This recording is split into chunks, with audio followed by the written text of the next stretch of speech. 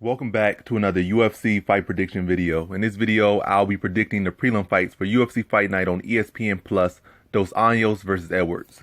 So without further ado, let's get to our first fight on the card and our first prelim prediction. So in our first fight, we have in the bantamweight division, Domingo Pilartes versus Felipe Colares.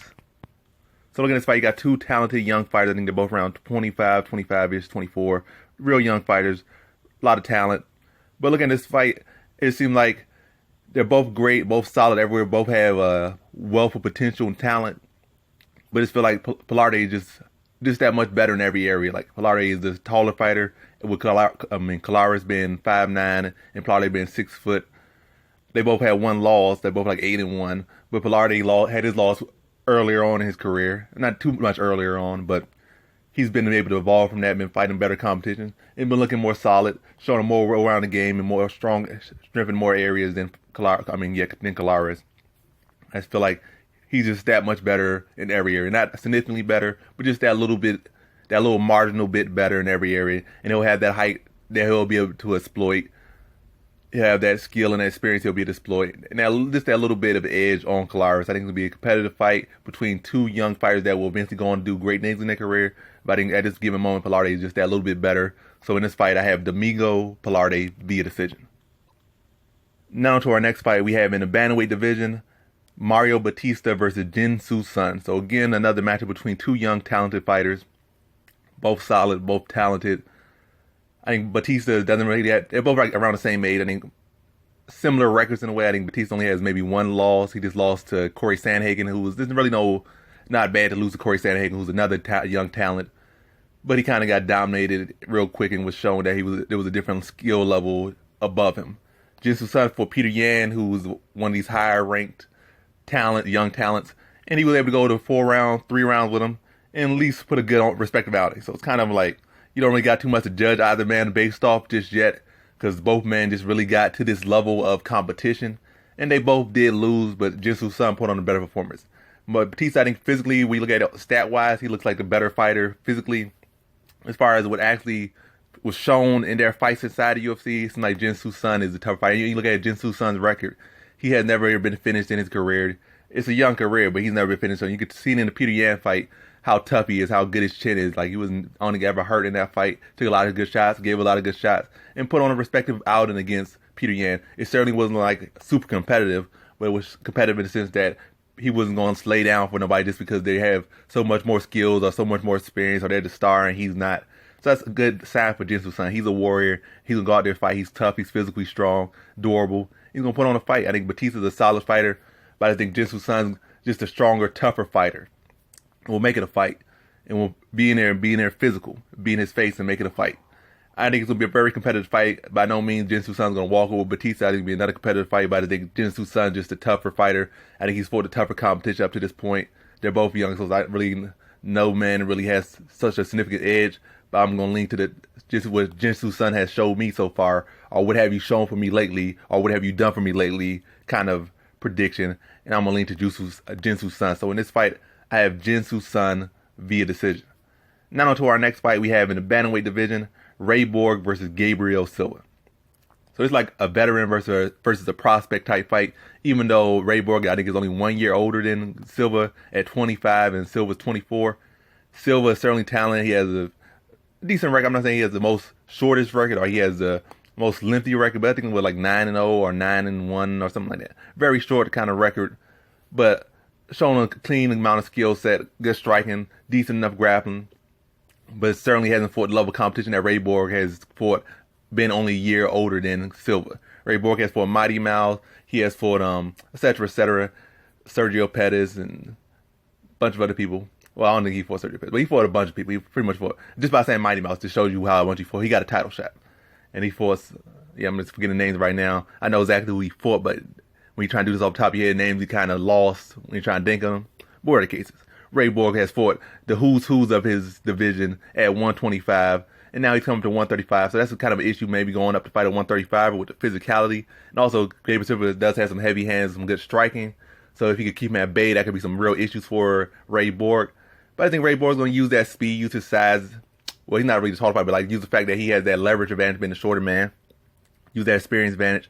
I think coming off his last fight, which was a loss, which he should have won, he's going to be more motivated to focus on truly getting that control, get us a more clean control in this fight so they can't steal away from him, be more offensive, but at the same time be smarter and not coming in here motivated. And once he gets to control, make sure he seals the control so the judges can't really steal it away from him like they did in the last fight. I think at this point, the experience factor and the skill factor on Ray Borg's side is going to be too much. Silva might be the slightly better striker, but the grappling advantage is going to be huger for Ray Borg. That experience advantage is going to be huge. And I think he's going to use all of that in this fight to win the fight. I think he is eventually able to control him, like take him down a couple times, get some control, work on some things, get some looks here and there on the ground.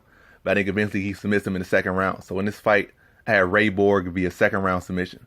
Now to our next fight we have in the women's flyweight division, Roxanne Modafferi versus Jennifer Maia. So this is a rematch of a fight that happened, about 3 years ago now? It was a split decision win for Jennifer Maia. But looking at all these years have gone by, I don't think much has changed between these two. Roxanne Modafferi is a solid grappler, but Maia, I think, is the better grappler. Striking-wise, Modafferi's striking has got it significantly better.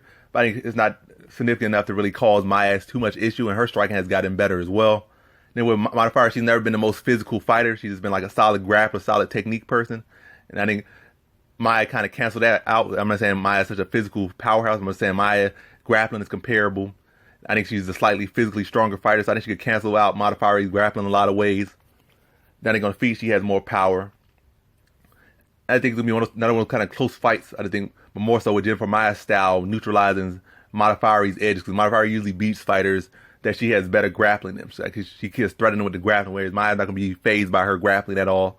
It's going to be able to go there with her if she needs to, could beat her there. And on the feet, she could beat her there as well. Competitive fight, they match it very evenly, but I just think Jennifer Maia just that a little bit better. So in this fight, I got Jennifer Maia via decision.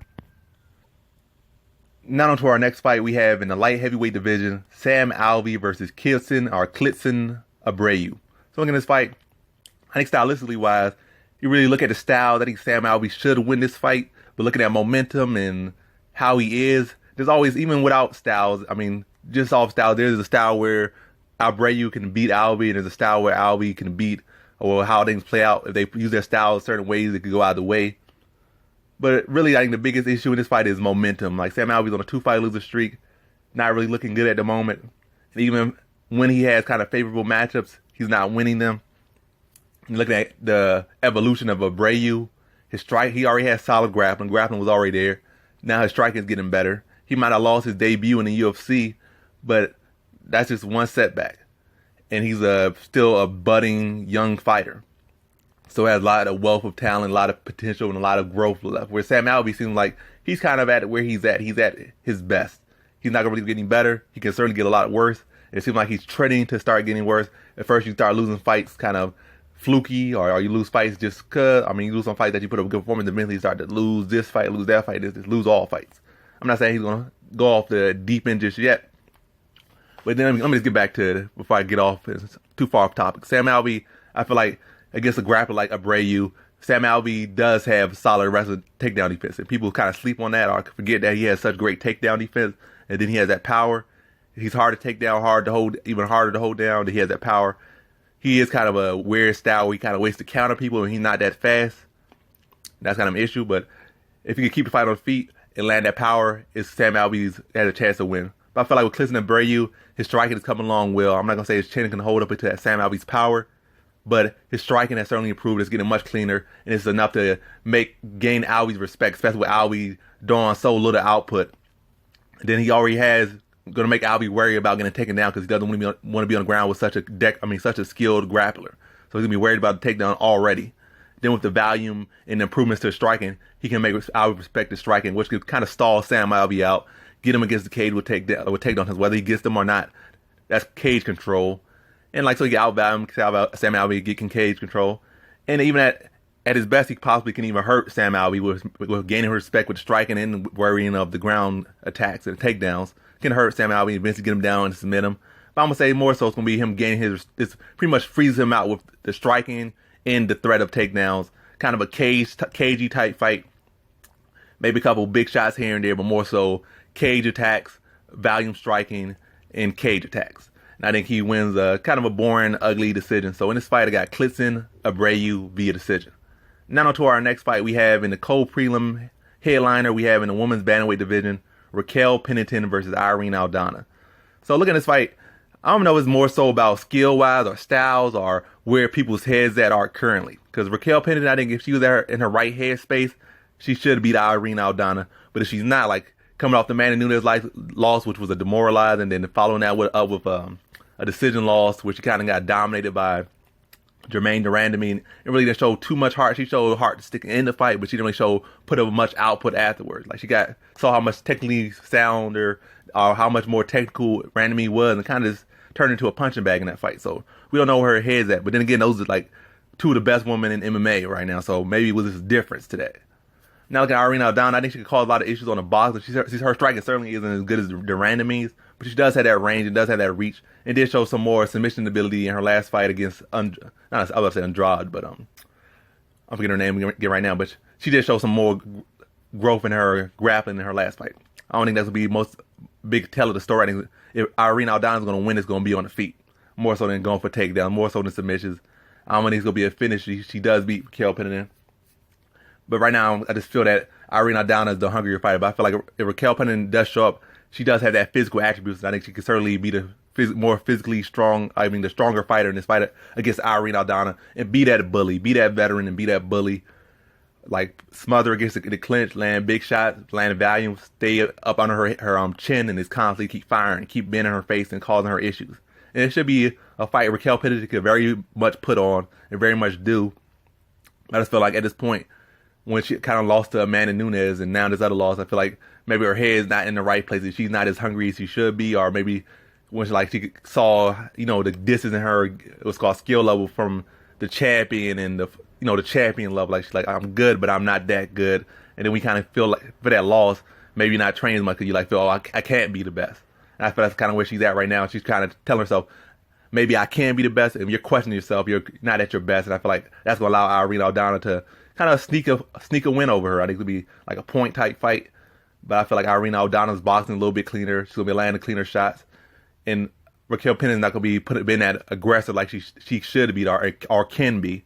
And I feel like I said, she's gonna sneak a decision win past her. So in this fight, I got Irene Aldana via decision. Now on to our prelim headliner we have in the featherweight division: Alex Caceres versus Steven Peterson, or you could say Bruce Leroy, either way. So this fight looks like very much like a Bruce Leroy type fight.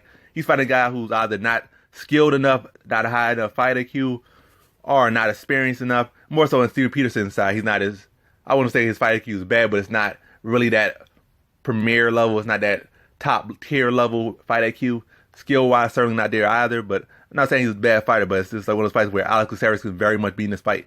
Steven Peterson doesn't have that much power. He is aggressive. He does draw a lot of volume. He is unorthodox. But that kind of plays to Alex Caceres' style. He unorthodox, draw a lot of volume. Not the physically strongest fighter. But I think in this fight, Steven Peterson's edge is going to be that he does have that physical side to him. He might not be the most technical, might not be this and that, but I think he's at least significantly stronger than Caceres in this fight. He does have a little bit of wrestling that he could use. And I think his grappling is a little bit underrated, so he could take Caceres down at times, get some control on the ground. I'm not going to say he's going to out-grapple him, but by getting top control, you're winning less, so your opponent's submitting you. I don't think Caceres is going to be attacking too much off the ground to really sway things. I think Peterson can be smothering, beating his face, doing a lot of volume, going for takedowns, securing takedowns, wall control. And a lot of this been a smothering type of fight. High pressure, high volume, pressure. It's going to be a close, gritty fight like a lot of these Alex Caceres fights be. But I feel like the wrestling, takedowns, the cage controls going to be like the control time, maybe a little bit more power on his punches than Caceres throws out there. So that with that control time and the heavier shots, I think Steven Peterson can sneak past on the decision and win a very close decision. Probably going to be a split decision, but I think Steven Peterson is able to get a close victory over Caceres. So in this fight, I got Steven Peterson via decision. And that concludes my fight predictions for the prelims of UFC Fight Night on ESPN Plus, Dos Anjos versus Edwards. And as always, thanks for watching.